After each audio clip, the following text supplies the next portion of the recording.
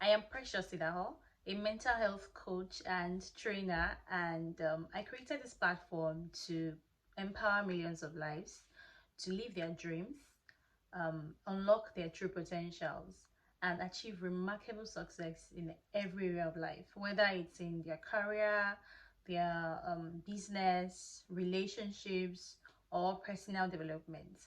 So today, I would be talking about some mindfulness practices that you can use to beat everyday stress. Now, you may want to ask, why this topic? Well, I've seen how stress creeps into the lives of people, so quietly, so subtly, and yet many people don't even know how to manage it.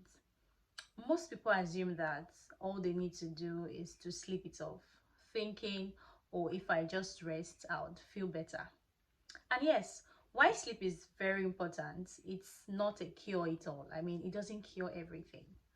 And the truth is that what we're really doing is we are postponing the effects of stress.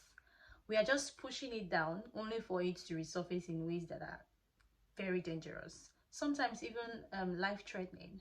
So I'm going to share, let me share a story with you to put this into perspective. So recently I heard about a man who worked into the hospital for something very minor, like an injury. And he thought he just needed like a quick checkup and then get some medication. But during the process, the doctor decided to run some few tests, and then to everyone's shock, he discovered that his blood pressure was critically high. Now, the doctor told him, immediately, point blank, and said, you know what? If you don't get admitted immediately, I'm not sure you're going to survive this. Now, just imagine that.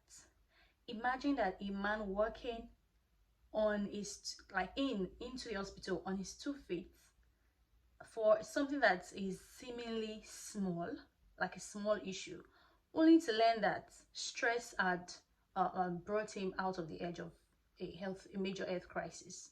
Just imagine that. And then the thing is, stories like this are why we hear people who suddenly pass away, and you're left wondering what happened, because I saw this person just last week and they looked so healthy.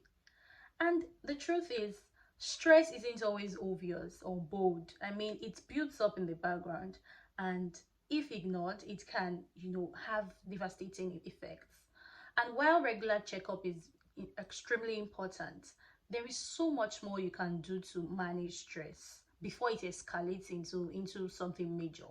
Now, this video is about those actionable steps that you can practice to adopt, the things that you can use to manage stress, not just to manage stress, but to create a life of balance, a life of calm and well-being. So by the end of this video, you have tools to not just survive, but to thrive in the face of it. So if you've ever felt like you're stuck, you're unsure of what to do to handle the pressure of your daily living, now this conversation is what you need to hear. Let's dive right into it. A lot of us, we are very busy. I mean, there's always something to do. Have you noticed? Like, you always have something to do. I mean, when this activity is done, you're thinking of the next thing, and then after that, the next thing, and then that's how it goes on and on and on. And there is really no time that we just sit still to recollect our emotions, our feelings, our thoughts in one place. So a lot of times, and this just builds up and leads to stress and that overwhelming emotions, and then sometimes we let it out in a very wrong way. So I'm going to be giving you some exercises that you can do at every point in time to be able to manage your stress level. Now, the first thing on my list is deep breathing exercises. Now, this has to do with taking slow, deep breathing through your nose, and then hold it for a few seconds and exhale through your mouth. Now, for example, you can use the 4-7-8 technique, where you inhale for 4 seconds, you hold it in for 7 seconds, and then you exhale for 8 seconds. Now this technique is very powerful. I would give you what happened to me. Like, let me tell you a story of what happened to me a few years ago. A few years ago, I was juggling a demanding job with, some personal responsibilities, and it felt like I was constantly racing against time. And I would often get headaches, lose sleep, and easily feel irritable. That period was really overwhelming for me. So there was one day I was in traffic, and I decided to do something about what I had learned about deep breathing. So what did I do? I started taking slow, deep breathing, and inhaling and exhaling. I started doing that, and I discovered that after that period of doing that exercise, I felt calmer, and it was as if there was like an inner calmness around me, and I didn't really care about what was going on. I mean, I was no longer frustrated about the traffic anymore. And even though there was like a chaotic situation around me, I didn't really care much about it, because inside of me I felt this calmness and this peace. And that's what deep breathing did for me. So you can try that out probably when you are in this type of situation that I was in. So the second point on my list is mindful journaling. This has to do with taking or spending 5 to 10 minutes of your time and writing down your thoughts and feelings without judgment. And I have an example of this where this has happened to me, where I practiced it, and it's really helped me. And that's when I newly gave birth to my baby. So during the first few weeks, my postpartum period, I was always feeling like I was not doing, because I was not doing anything at the time. So I was always feeling idle and feeling like I was not being useful to myself and the people around me. So there was always this worthlessness kind of feeling that I was having at the time. And I tried to use this exercise to help myself, this 5 minutes, this mindful journaling, and it really helped me. It's a very powerful tool. So what I did was, there was a time I just sat down and I told myself that, okay, whatsoever thing it is that I'm thinking in my heart, my thoughts, the way I'm feeling, I started naming how I was feeling. So if you can try that. So it's very important that you name your feelings first. If you're feeling sadness, is it sadness? Is it anger? Is it hurt? So you can decide to write out those feelings, and then write it out on your journal or on your diary. Just write out your feelings, and do not try to sugarcoat it. Do not try to start thinking, oh, am I supposed to be writing words like this? Yes, you should do that. So when I started writing, what I did was, when I started writing out my feelings and my thoughts, like um I felt like I was being worthless, and I wrote it down like that. I didn't try to change the word or try to sugarcoat it. So after writing every single thing that I was feeling and my thoughts on the diary, what I discovered was, it was as if there was an exchange where what was in my mind was now on the paper, and then there was this emptiness and this freedom. Like, everything that I was carrying in my head that was causing me headache, making me to feel stressed and overwhelmed, it just left me, and then I felt like everything was now on the paper. So it's a very powerful technique that you can use when you are stressed and when you're feeling stuck and probably worthless, that kind of situation. So it's very, very powerful. I told myself that I'm going to be doing another video that, where I would talk about my postpartum journey, and how I was able to help myself to not get fall into postpartum depression. And I'm sure that would help a lot of people. But for this video, this is just like one of the tools that I used, and I think it's very powerful, and it's something that you can use as well to help yourself. So the next thing I would be talking about is the grounding techniques. Now this has to do with for example, you're feeling anxiety, you're being anxious. It could be that you're in an interview setting, and before you probably do your interview, you're in a hall, and you feel really anxious because of the questions. You don't know the questions that you'll be asked and all that. So you can try this exercise, and it would help you to reduce your anxiety level. Now what's this exercise about? The grounding techniques. Now, it has to do with engaging your senses, your five senses, by noticing five things that you can see around you, four things that you can touch, three things that you can hear, two things that you can smell, and then one thing that you can taste. You will notice that before you finish identifying these things in the room where you are or wherever you are, you would have started feeling that calmness, and then you see that the anxiety level you had would start reducing. It would just leave you, and then you just start feeling this inner calmness. And have you noticed, I don't know if you've experienced people that no matter the chaotic situation they are in, no matter the issues, no matter the problem, they just don't feel overwhelmed. Like, you don't just see them all over the place, they're always put together. These are some of the techniques that they use, and I'm very sure that this, if you try to do some of these exercises, it's going to really be helpful and useful for you. Now, the next thing on my list is the mindful walking. Now, this has to do with taking a slow walk and paying attention to each step. The feel of the ground beneath your feet, your surroundings, and everywhere. A lot of times people, we're always busy, we're always fast, and that's how the world is. We're always fast, we're working, we're fast, we don't even know what's going on around us. We don't even notice what is happening in our surrounding, in our environment, or whatever. So sometimes you just take out time to take a walk and intentionally notice the ground, how the ground is feeling. Notice how each step that you take a time to notice it. Notice the birds that are flying in the air. Notice the breeze that is blowing. Just notice your environment, see what is happening. And this technique helps you to be present in the moment. It helps you to be fully present and stop being absent minded. So this is a very powerful technique that you can try to help you to manage stress. So the next technique on my list is mindful eating.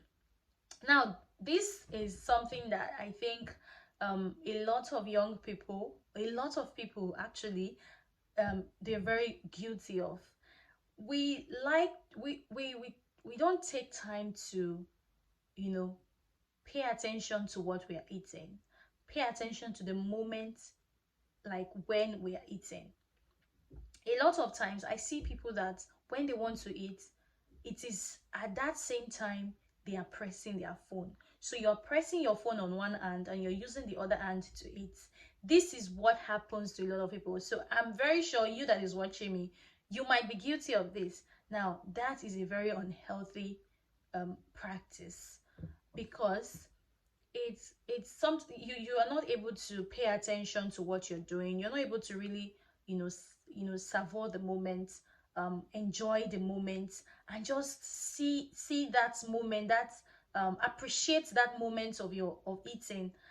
Just see it as a very rare privilege. See it as something that you should enjoy, instead of paying attention to something or letting your mind to wander about, looking at your phone, looking at the news, and then you're eating.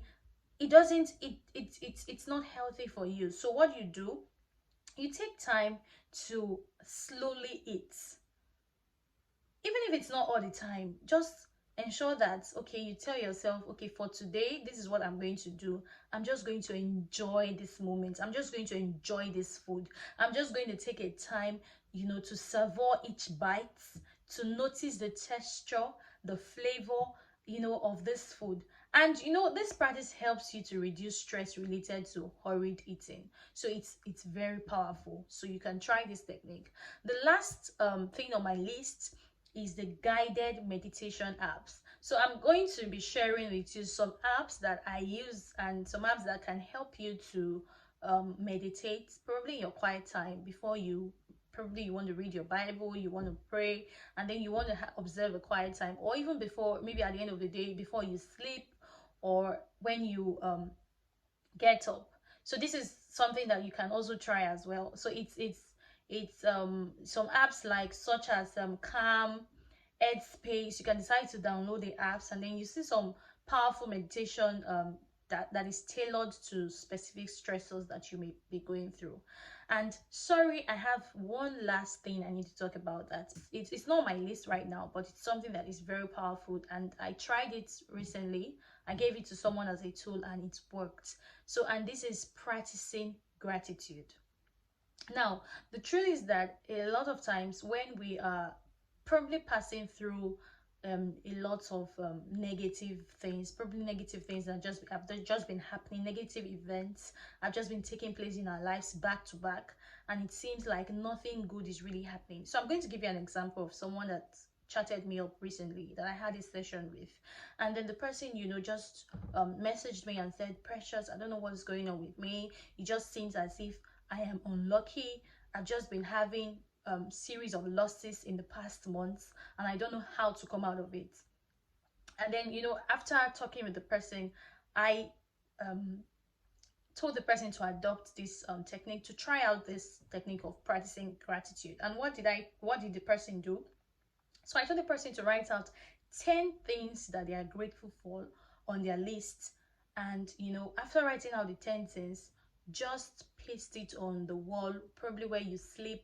So when you wake up in the morning, that will be the first thing that you see. And then before you sleep in the night, at the end of your day, you also look at it before you sleep. And, that was so powerful. The person tried it, and the person came back to me and thanked me and was so happy because it really helped her.